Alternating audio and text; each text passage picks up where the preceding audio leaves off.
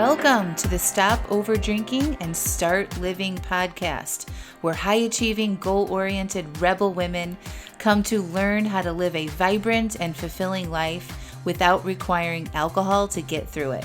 No labels, no judgments, no saying you'll never drink again. Just real proven methods to help you stop rebelling against yourself with alcohol so you can drink less and do more. I'm your host, Angela Mascenik. Let's dig in.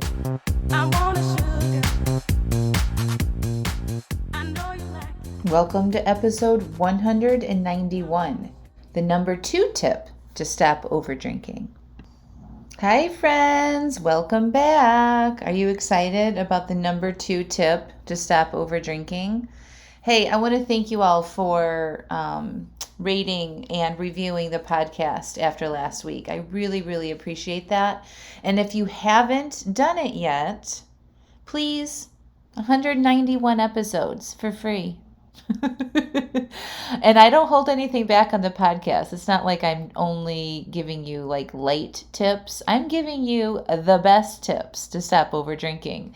And, you guys have changed your lives with the podcast. So please take 2 minutes and go to iTunes and review the podcast and share it with your family and friends. There's no shame in sharing that you listen to a podcast called Stop Over Drinking and Start Living.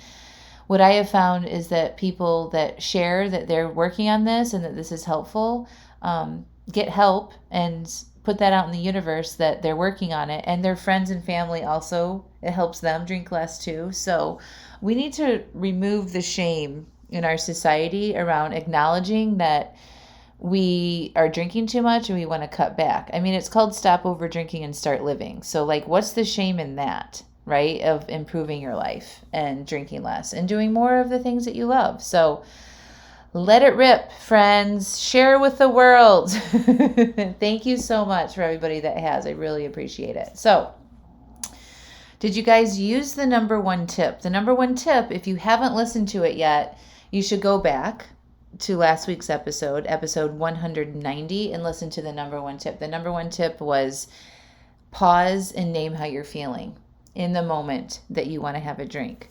Okay, so I dig into that in that episode. And the number 2 tip is notice what you are thinking about having the drink.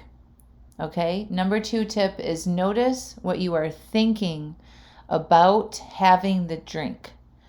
What is the dialogue that is going on in your mind when you want to have a drink? Okay, we want to stop and name how we're feeling first.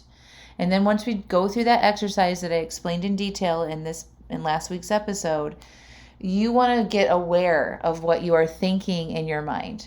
Okay, so that looks like, okay, I just named and processed. That was interesting. What am I thinking that this drink will help me do? That's a really good question for you to write down right now. What am I thinking about how this drink will help me? Okay? Or what am I thinking about having a drink? What am I thinking about my day that's making me want to have a drink? These are all really good questions that you can ask yourself that will help you get aware of some of the story that you're telling yourself about how alcohol is helping you. Okay? Because the truth is alcohol is actually helping you in some way. And it's not really true that it actually does help, but there's a story that you're telling yourself sort of unconsciously that is helpful for you. Okay, so one of the stories that I had was that it helped me when I had my 3rd baby. And, those evenings, like in the first 6 weeks, I had postpartum depression. And I had a really hard time getting through those evenings. They were almost unbearable for me.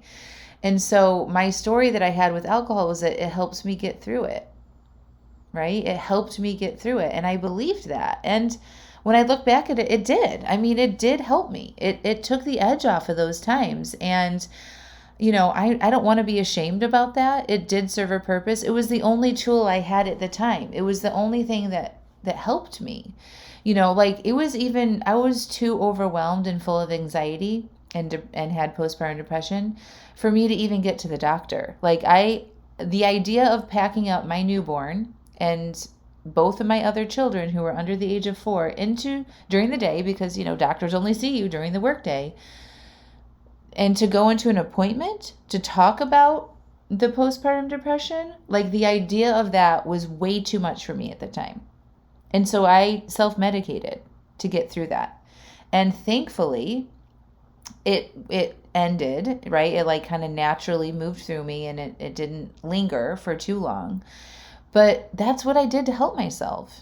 And I'm not ashamed of that at all. I could go down the path and let my mind go down the path of thinking that that was terrible and I missed the first 6 weeks of my child's evening routine, but I'm not going to do that because that's not helpful either. So alcohol is helping you in some way. And you want to uncover what that sounds like in your mind. So these questions that you should ask yourself, the number 2 tip is ask yourself, what is this helping me with? Okay? So you can get clear on what you believe it's helping you do. Okay? So maybe the answer sounds like it's helping me relax. It's helping me unwind. It's helping me get through the evening routine. It's helping me be relaxed in the social situation. It's helping me, celebrate, right? Like you need to uncover that so you understand you understand why you are using it. Okay? The sentence is, the thoughts that you have in your mind create your feelings in your body. And I know, like, when I'm telling you this right now, it's like, I know I say this a lot, but I think you really need to understand it because it's the number 2 tip. Your thoughts create your feelings. Okay, so if you're telling yourself a story like, this helps me unwind, this helps me relax, you are going to feel a desire for that alcohol. Okay, and that desire is a vibration in your body. It's that want, it's that urge. Okay, that's going to go drive your behavior of drinking it. Because remember, we're motivated to seek pleasure and avoid pain and save energy. So if you feel desire, your brain's like, ooh, there's something good that's coming if you follow through on this, right? So seek that pleasure, avoid that pain that you might be in, right? And go do what you normally do so you can get that relief. So for you, you need to understand that process and that thought cycle so you can get agency over it, right? We learned how to get agency over our emotions in last week's episode. This week, you need to be aware of what you think alcohol is doing for you so you can understand your motivations behind drinking it. And yes, it's alcohol. Yes, it's a drug. Yes, it's addictive, but your mind and what you think about it and how you think it helps you is way more powerful than the actual drug itself. The drug itself is there, and yes, it's addicting, right? And it's not like something else that maybe is less addicting that we do. But your mind about how it's helping, your thoughts about how it's helping you, in addition to the addiction component of it, that's why it's so powerful, right? And if you just focus on the alcohol itself and not drinking the alcohol itself, because it's a drug and you can't do it and you need to avoid it and you just, find some other things to do and so you don't drink it, and you don't understand your thoughts about why you're using it, right? It will become a battle that it's like this white knuckling thing. You're just avoiding the alcohol instead of fixing your belief systems about what is helping you to do. And so you want to ask yourself that question so you can uncover why you're drinking it in those moments. And the good news here is once you uncover why you think you're drinking it or what you think it's helping you to do, right, or to feel, then we can work on changing those thoughts, okay? Or at least like dismantling them in a way that makes them not so powerful, okay? So if I had a thought like it helps me relax, which is a thought that I had when I was using alcohol every day, I now know that thought makes me drink more. I can see that having that thought in the moment when I got home from work, right, it helps me relax, creates this desire for me to have the drink, and then I'm motivated to go get the drink. Okay, so now I have that information and I can really kind of poke some holes in that thought. Does it help me relax? all the time. If I zoom out of this immediate moment and using it to help me relax, and I think about the full 24-hour period, does it help me relax in the morning? Is it helping me relax when I think about feeling stuck and not moving towards the goals that I have around alcohol? I'm not relaxed when I wake up in the morning and my anxiety is on fire because my sleep was interrupted and I didn't follow through on what I said I was going to do, and I'm starting my day with anxiety. No, right? So like zooming out of that idea that this helps me relax, when I get out of that moment that I'm using it to help me relax, really helps me see that that's not really true. It doesn't help me relax. Okay. And I can remind myself of that in the moment. Okay. Yeah. I recognize that I'm telling myself that it helps me relax, but that's not true all the time. And as a matter of fact, it's not really true at all, because it's not a solution for relaxation. It numbs my feeling of anxiety and overwhelm briefly, but it doesn't actually help me relax. Relaxation is a state of mind, and it's not something that we ingest into our bodies right? It doesn't work that way. That our feelings are generated because of how we're thinking, not about the alcohol that we're ingesting. So it's just sort of like a brain error that I'm recognizing here, and I can dismantle it. Are you guys following along?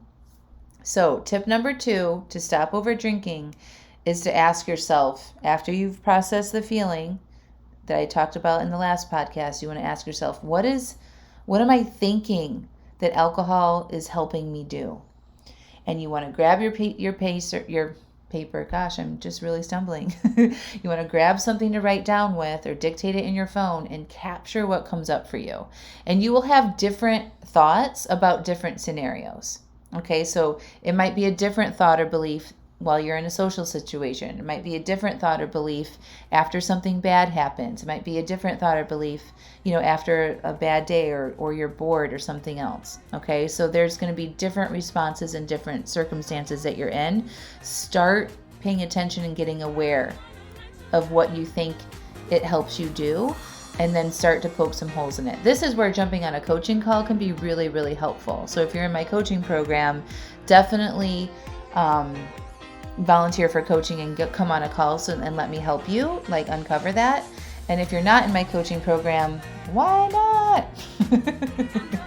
You should join. Okay, click through the application link, read through the information. I share all the details in that link. Make sure you watch those 3 videos before you apply, because I share all the details, who's it's for, who's it's not for, all of that.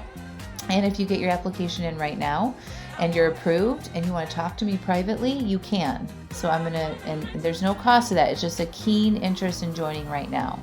So I will reach out to you personally and help you set up a 20-minute phone call so we can chat about it.